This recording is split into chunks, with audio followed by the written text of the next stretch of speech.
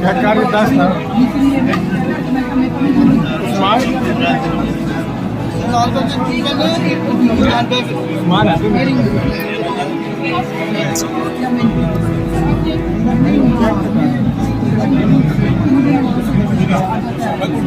मैं नहीं देना क्यों सानू कदा भी नहीं मैं डॉक्टर को लिया हासिल कर ले मैं भाजा तो बड़ा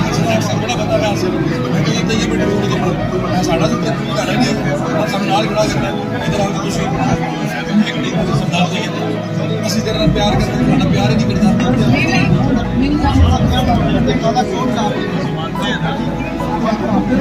ਸਾਡੇ ਨਾਲ ਸਾਰੇ ਜੱਗੇ ਦੀ ਚੱਲਿਆ ਹੈ ਸਾਰਾ ਵੀ ਕਿੰਨੀ ਵਾਰੀ ਆਸਾ ਇਹ ਵੀ ਚਲਾਇਆ